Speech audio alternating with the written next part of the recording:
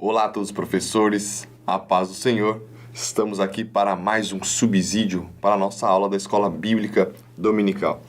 E nesse próximo domingo, nós vamos estudar a lição de número 7, que tem como tema, meus irmãos, justificados pela fé.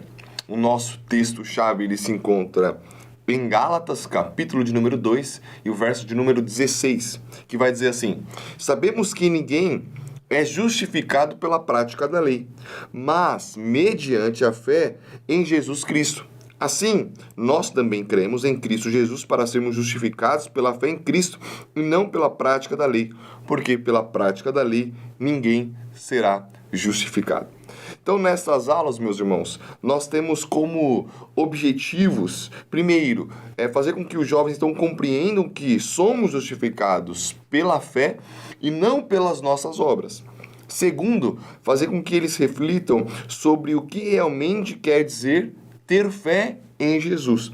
E por fim, então, fazer com que eles entendam que a justificação pela fé nos dá um novo motivo para viver em conformidade com o Evangelho. Então, ao final de nossa aula, nós temos estes objetivos, né? Os nossos jovens, então, eles têm que sair com esses objetivos na mente, bem claro em sua mente. A nossa leitura bíblica desta aula está em Gálatas, capítulo de número 2, do verso 14 ao verso de número 21. Bom, meus irmãos, nas aulas anteriores, nós vimos, então, um primeiro encontro do apóstolo Paulo com o apóstolo Pedro, né?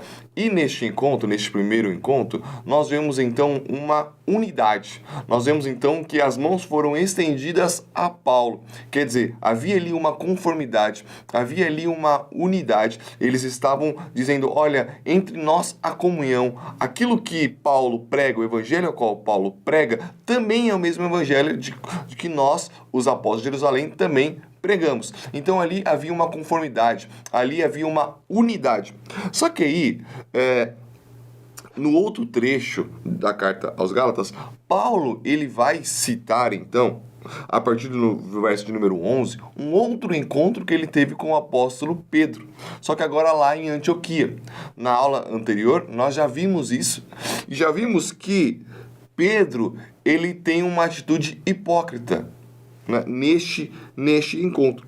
E agora, então, na lição de número 7, a partir do verso 14 até o verso de número 21, nós vamos ver, então, um confronto entre o apóstolo Paulo com o apóstolo Pedro. Nós vimos na aula anterior que eles tiveram este confronto, que eles confrontaram-se face a face, é o que diz o próprio apóstolo Paulo, mas agora nós vamos ver então o apóstolo Paulo repreendendo. Qual foi a repreensão do apóstolo Pedro do apóstolo Paulo para com o apóstolo Pedro? E aí, nós vemos nesse trecho aqui que o problema do apóstolo Pedro foi que ele parou de comer com os irmãos gentios, parou de se assentar à mesa com os irmãos gentios, quando alguns de Jerusalém, algumas pessoas de Jerusalém, alguns judeus de Jerusalém, alguns irmãos de Jerusalém chegaram em Antioquia. Quando Pedro percebe que alguns irmãos chegaram de Jerusalém em Antioquia, ele então deixa a comunhão com os gentios. Isso então era uma atitude hipócrita. Agora, esse deixar a mesa, esse deixar de comer a mesa com os gentios, naquele contexto tem algo muito importante. Porque comer a mesa estava falando de comunhão, estava falando de fraternidade. Estar à mesa com alguém era ter comunhão com alguém. Estar à mesa com alguém era dizer, olha, eu e você, nós estamos aqui na mesa e nós temos comunhão e nós somos iguais. Há uma fraternidade, há uma amizade. Então, quando Pedro deixa de comer à mesa com os gentios, o que ele está dizendo implicitamente é: opa, não é bem assim. Eu não posso ter comunhão com você. Por quê? Porque eu sou melhor do que você. Por quê? Porque você é impuro e eu sou puro. Lembra, nós já falamos isso na aula passada, mas relembrando que havia toda essa questão de pureza e impureza naquele contexto judaico para os judeus. As pessoas que eram impuras ou consideradas impuras não se assentavam à mesa com as outras pessoas, não poderia ter comunhão com as outras pessoas. Então é isso que Pedro está dizendo aqui implicitamente. Pedro está dizendo: olha, vocês são impuros, então eu não posso me assentar à mesa com vocês. Implicitamente é isso que Pedro está trazendo. É esta ideia de pureza e de impureza que Pedro está trazendo. Então, ao se afastar da mesa, ao deixar a mesa os gentios, ao se afastar dessa mesa de comunhão, dessa mesa de fraternidade com os irmãos gentios, Pedro ele estava dizendo o seguinte: olha, para vocês se tornarem puros e para que nós tenhamos comunhão, há uma maneira certa de se viver. E a maneira como vocês vivem não é a maneira certa para se tornar puro, e aí sim para nós termos comunhão. Pedro está dizendo: olha, vocês precisam viver de uma certa forma para se tornarem aceitos por Deus e purificados por Deus. Há uma cartilha. E qual é essa cartilha? Vocês precisam, então, se tornarem judeus. Vocês precisam circuncidar, vocês precisam cumprir as regras alimentares, vocês precisam guardar o sábado. A maneira como vocês vivem, aí essa maneira livre, essa maneira em liberdade que vocês vivem, não é a maneira pela qual vocês serão purificados por Deus. Então eu me afasto, então eu preciso me afastar de vocês, porque a forma que vocês vivem não purificam vocês diante de Deus. Nada mais, então, anti-evangélico. Porque esta ideia é o que Cristo Jesus e que o Evangelho de Jesus veio realmente quebrar. O Evangelho veio de encontro a isso.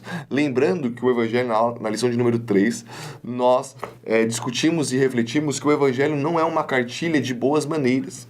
Não é uma cartilha de regras, olha, viva dessa forma. Não é um bom conselho. O Evangelho é uma notícia. E que notícia é essa? A notícia de que em Cristo Jesus, em sua morte e ressurreição, agora todas as pessoas poderiam fazer parte do povo de Deus e todas as pessoas estavam sendo convidadas a fazer parte do povo de Deus. É isso que é o Evangelho. O Evangelho está noticiando, está proclamando esta notícia. Então o Evangelho não é uma cartilha de boas maneiras. E Pedro está implicitamente dizendo isso. Olha, irmãos gentios, eu vou me afastar de vocês, porque a maneira como vocês estão vivendo não é uma maneira pura, e dessa maneira vocês não serão purificados diante de Deus. E eu sou puro e vocês são impuros, porque vocês são gentios. Vocês precisam se tornarem judeus. Paulo, ao ver isso, e ao entender toda essa lógica, ao entender o que Pedro estava dizendo implicitamente, Paulo, então, confronta o apóstolo Pedro. Paulo confronta o apóstolo Pedro. E aqui, irmãos, é importante este ponto e essa introdução aqui, porque esse legalismo do apóstolo Pedro, né, ele resulta em, primeiro, duas coisas: em orgulho e medo. As pessoas que acham que elas vão chegar diante de Deus e elas vão ser purificadas ou justificadas por causa de suas obras, então elas se orgulham delas mesmas.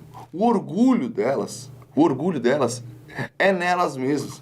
O orgulho delas está nas suas próprias ações. Olha, porque como eu realmente faço tudo certinho, então eu sou justificado de Deus, então eu posso pedir a Deus, então eu vou fazer um pedido a Deus. Então essa pessoa, ela chega diante de Deus, não confiando na obra de Cristo, mas confiando em sua própria obra. Então, as pessoas que são legalistas, que pensam com essa mesma lógica que o apóstolo Pedro aqui estava pensando, de que, olha, eu sou puro porque eu vivo de certa maneira, porque eu sou judeu, olha, porque eu me circuncido, olha, porque eu guardo o sábado. As pessoas que pensam dessa maneira, elas se orgulham não pela cruz de Cristo, mas elas se orgulham por ela mesma. Isso é anti-evangélico. Isso não é evangelho. Porque no Evangelho nós não nos orgulhamos. No Evangelho nós temos orgulho e nós temos confiança na obra de Cristo. Agora, por outro lado, essa ideia também traz um medo. As pessoas, então, ficam com medo de Deus. E as relações delas com Deus é estremecida facilmente. Porque ela sempre está pensando de que, olha, se eu fizer isso, se eu viver dessa forma aqui, se eu não cometer nenhum pecado, se eu fizer tudo certinho aqui, Deus vai me amar, Deus vai me receber, Deus vai me ouvir, Deus vai me abençoar. Agora, vixe, se eu não viver dessa forma aqui, olha, se eu cair, se eu pecar, se eu não for um judeu, se eu não se tornar um judeu, se eu não circuncidar, Deus não me ama mais. Eu não vou me tornar puro e Deus então não vai mais me receber, Deus não vai mais me ouvir.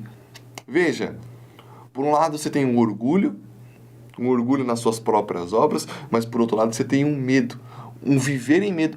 Pedro está olhando aquilo e ele olha para os judeus e os irmãos judeus olham para os irmãos gentios, os irmãos judeus olham para os irmãos gentios e falam assim, olha, como que eles vivem assim em liberdade? Eles não têm medo de Deus?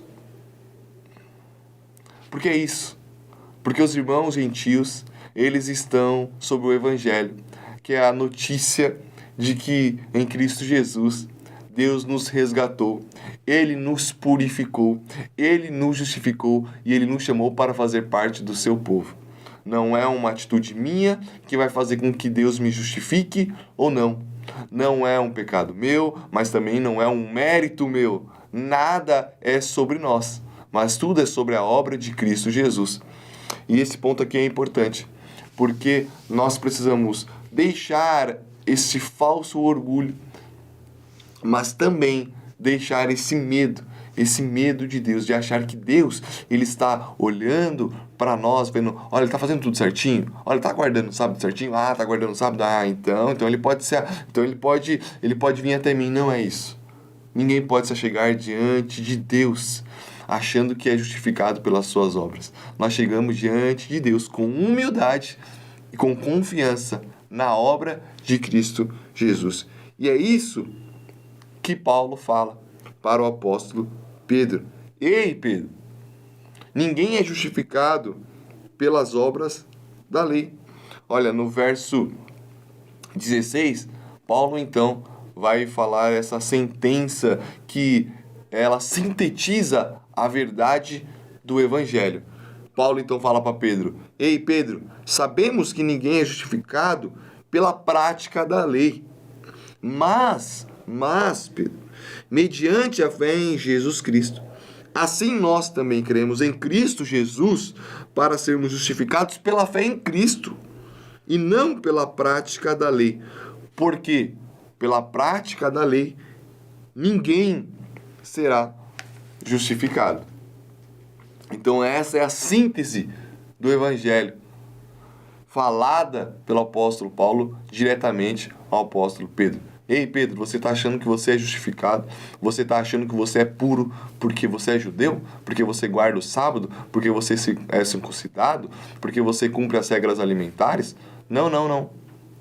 Não, Pedro. Ninguém é justificado por causa dessas coisas. Essas coisas é nada. Nós somos justificados pela fé em Cristo Jesus. Ou seja, é pela obra de Cristo na cruz do Calvário e na sua ressurreição. É isso que nos justifica, é isso que nos purifica, é isso que nos faz participantes do povo de Deus. Então aqui nós entramos em um ponto importante, porque Paulo usa uma palavra importante.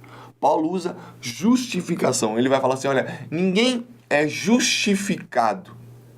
Ninguém é justificado por Deus. Ou seja, ninguém é feito justo pelas suas próprias obras. O que Paulo está dizendo quando ele utiliza isso é que todo esse contexto está falando de pureza e impureza.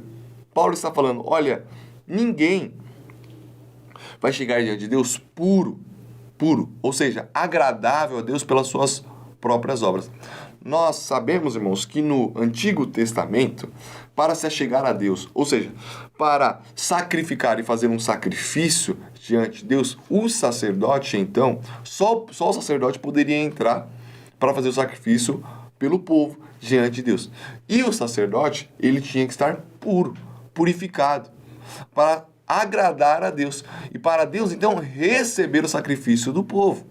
Lembrando que se o sacerdote não agradasse a Deus, não estivesse purificado, o sacerdote morreria ele mesmo, diante do altar.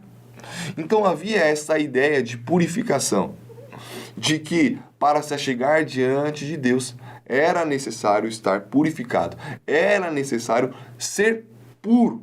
Então, quando Paulo diz, olha, ninguém é justificado pelas obras, é isso que Paulo está dizendo. Justificado é este ato de se tornar puro e agradável diante de Deus. Então Paulo está resumindo dizendo o seguinte: olha Pedro, lembra que os nossos antepassados tentavam e achavam que chegavam diante de Deus porque eles estavam puros, porque eles estavam agradando a Deus, mas ali, Pedro, ali já havia uma graça e uma misericórdia de Deus, porque ninguém ali já chegava puro. Porque nós só podemos chegar puros diante de Deus, ou seja, chegarmos agradáveis diante de Deus, não é pelas nossas obras e não é pela lei, não é por ser judeu, não é pelas obras da lei, Pedro, mas é pela fé em Cristo Jesus. O que nos purifica, o que nos torna puro é a fé em Cristo Jesus. Paulo está dizendo, olha Pedro, não é uma questão de identidade, não é uma questão de raça, mas é uma questão do ato do próprio Deus em favor de todos aqueles que depositam sua fé em seu Filho.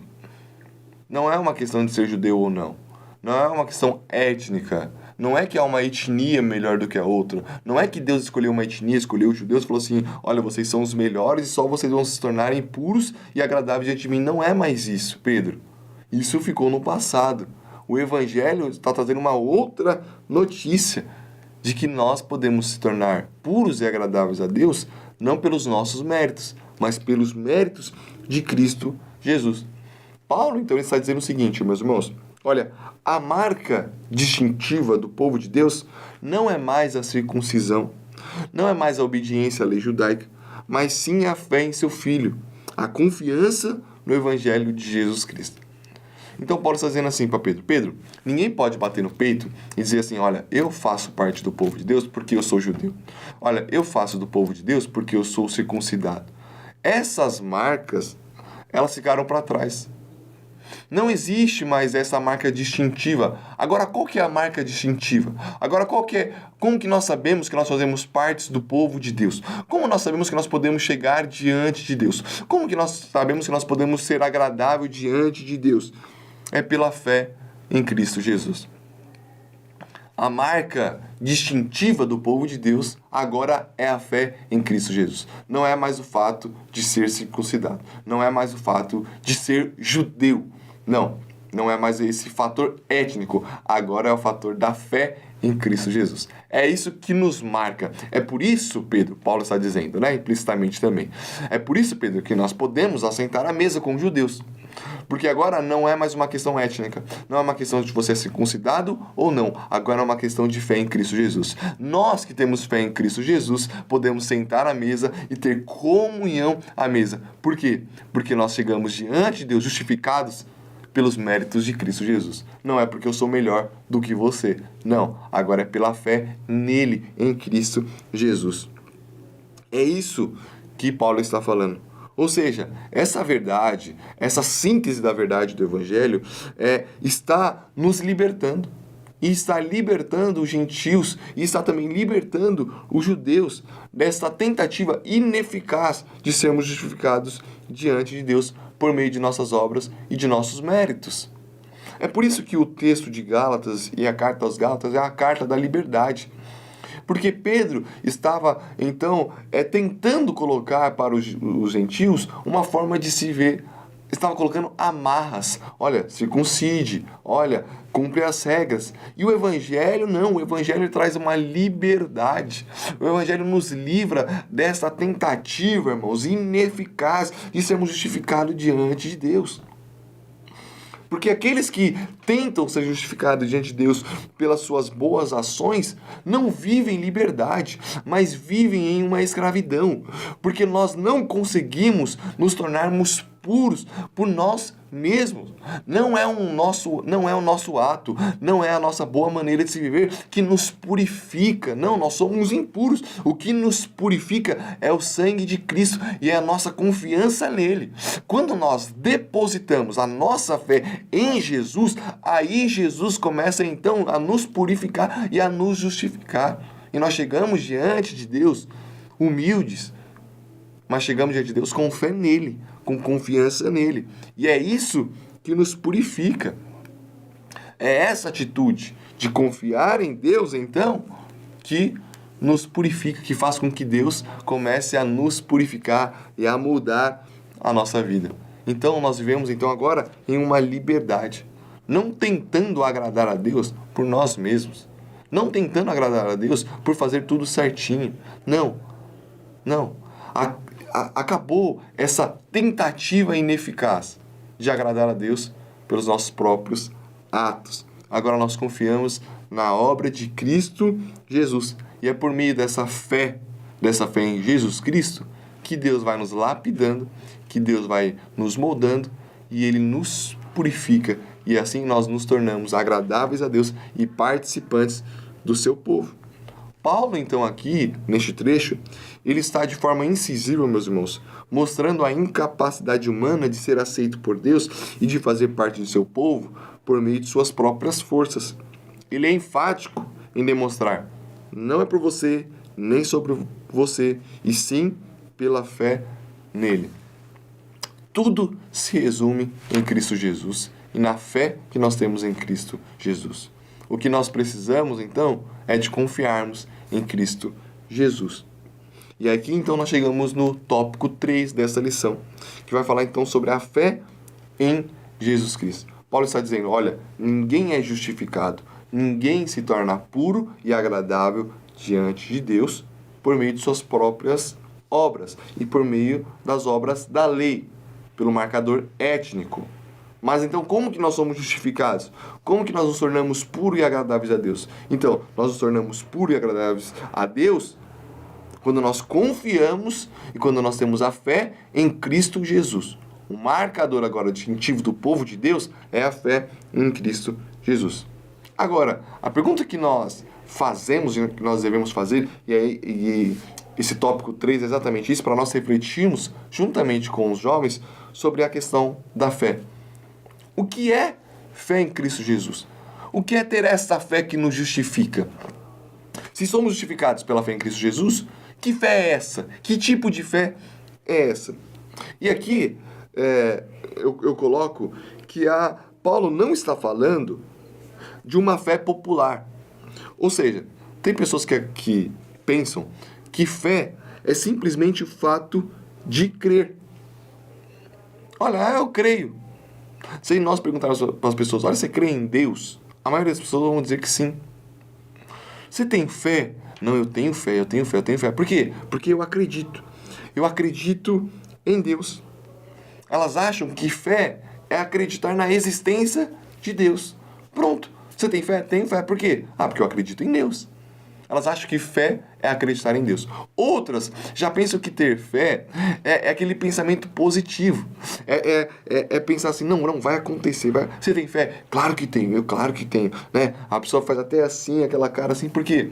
Porque ela acha e imagina que fé está relacionado a esse pensamento positivo. A acreditar que coisas boas vão acontecer. Fé para elas é crer que alguma coisa boa vai acontecer. Então você pergunta, você tem fé? Claro que tenho. Então o que ela está dizendo? Ela está dizendo assim, olha, eu acredito que alguma coisa boa vai acontecer, que dias melhores vão acontecer. Ela acredita que fé é isso. Mas não é dessa fé que Paulo está falando.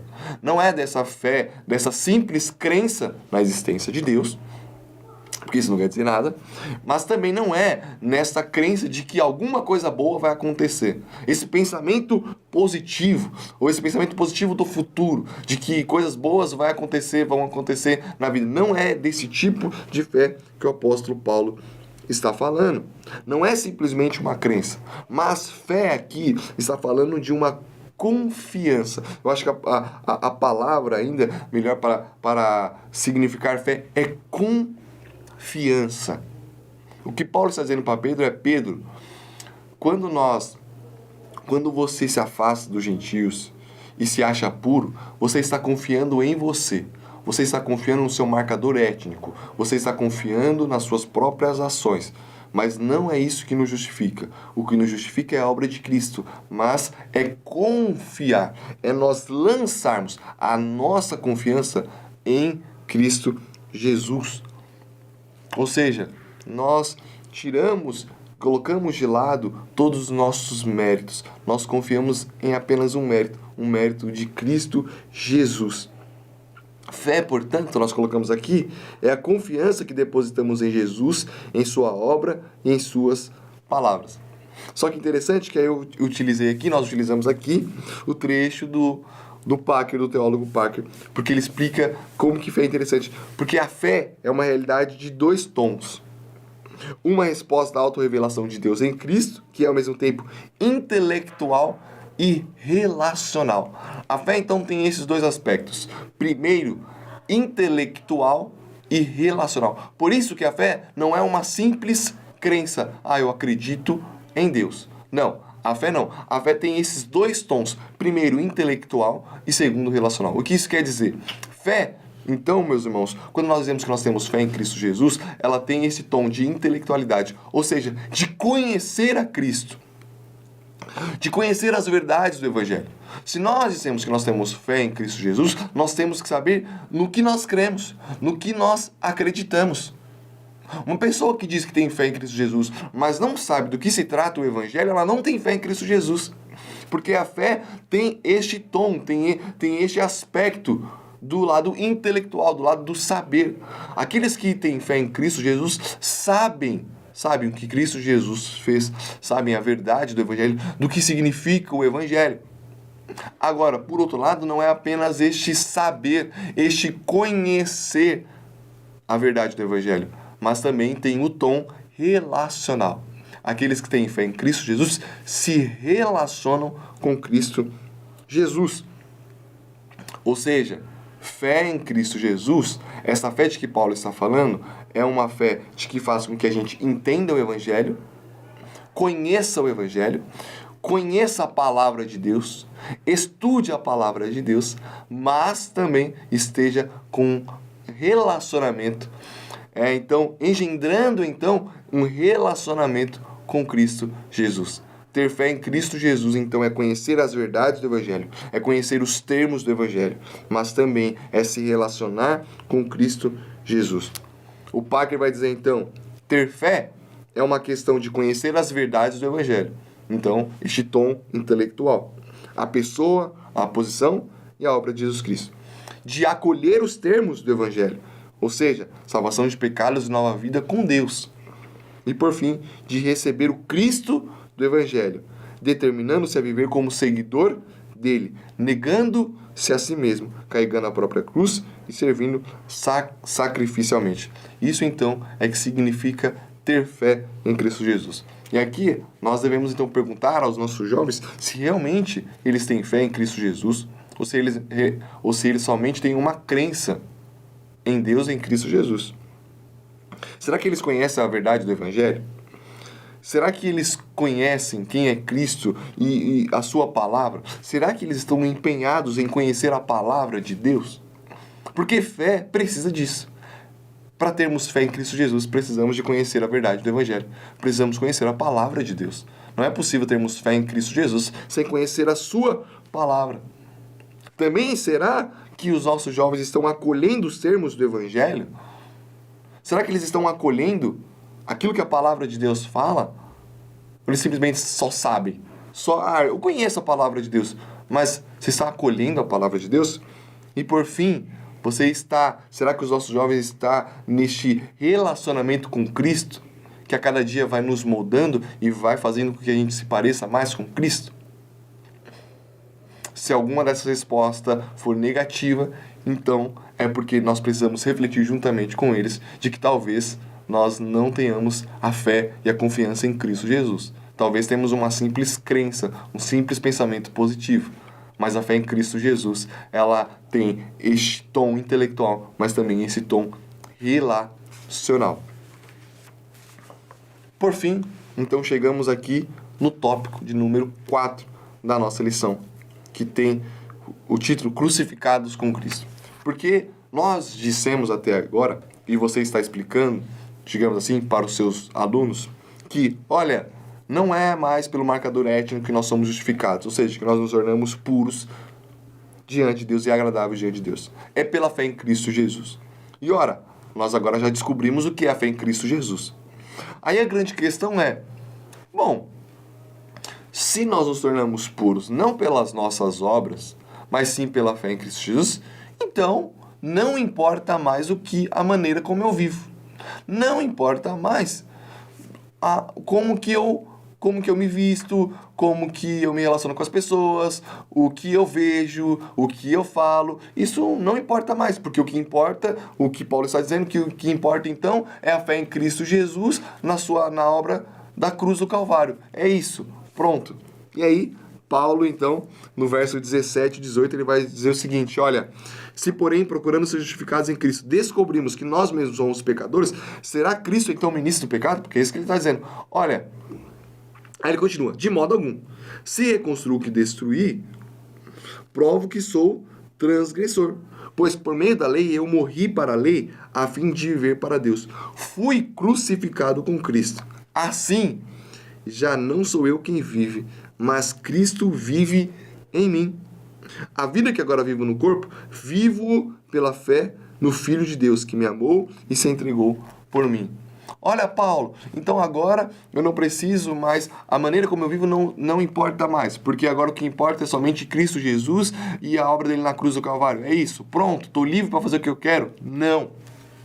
Sim e não. A resposta de Paulo é sim. Olha, realmente, você não precisa ter essa mentalidade de que você vai se tornar puro diante de Deus pelos seus méritos, pelas suas obras. Porque você não vai conseguir ser justificado diante de Deus pelo marcador étnico, por ser circuncidado, por ser judeu, ou por agir de certa forma, por não cometer pecado nenhum, por viver tudo certinho. Você não vai conseguir ser justificado diante de Deus pelo seu mérito. Nós somos insuficientes. Não é possível. Você vai ser justificado pela fé em Cristo Jesus. Porém, isso não significa que a maneira que nós vivemos não importa.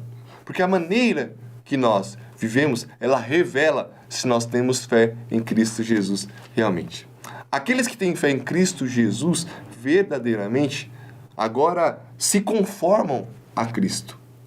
Os que têm fé em Cristo Jesus, aqueles que confiam em Cristo Jesus, sabem que a melhor maneira de se viver é a maneira de ser parecido com Cristo. Fé é confiança e é confiar em Jesus. Se eu confio em Jesus, se eu confio na palavra de Deus, eu vivo e tento viver enquadrado na palavra de Deus, porque eu confio nisso, eu confio na palavra de Deus, eu confio em Cristo Jesus. Ou seja, a fé em Cristo Jesus não nos permite vivermos de qualquer maneira. Pelo contrário, aqueles que realmente confiam em Cristo Jesus, que têm fé em Cristo Jesus, vivem adequado à palavra de Cristo Jesus. Vivem da maneira de Cristo Jesus. A diferença é a motivação. Eu não vivo parecido com Cristo, eu não vivo tentando obedecer a palavra de Deus para agradar a Deus, para ser justificado por Deus. Não, eu vivo mediante a palavra de Deus, tentando ser parecido com Cristo, porque eu entendi que Ele já me salvou, porque eu entendi que Ele já me justificou, porque eu entendi que Ele já me purificou. E quando eu entendo isso, eu sou constrangido. E eu falo, eu preciso me entregar a Cristo Jesus. Ele se entregou por mim e o que eu posso fazer então é se entregar a Ele. A marca distintiva não é às obras da lei, mas a fé em Cristo Jesus. E essa fé em Cristo Jesus, essa confiança em Cristo Jesus, faz com que a gente, então, se entregue a Ele. Por quê? Porque nós somos constrangidos pelo amor dele, derramado e mostrado, revelado na cruz do Calvário. Então, nós concluímos aqui essa lição dizendo o seguinte: portanto, quando passamos a confiar verdadeiramente na obra de Jesus, tornamo-nos participantes do povo de Deus, identificados e embasados não na lei, mas sim em Cristo. Nós agora estamos embasados e identificados não naquilo que nós fazemos, mas aquilo que Jesus fez na cruz do Calvário. Amém? Que Deus te abençoe, que Deus abençoe a preparação da sua aula, assim também como a sua aula, que Deus possa te usar grandemente, meu professor, em nome de Jesus.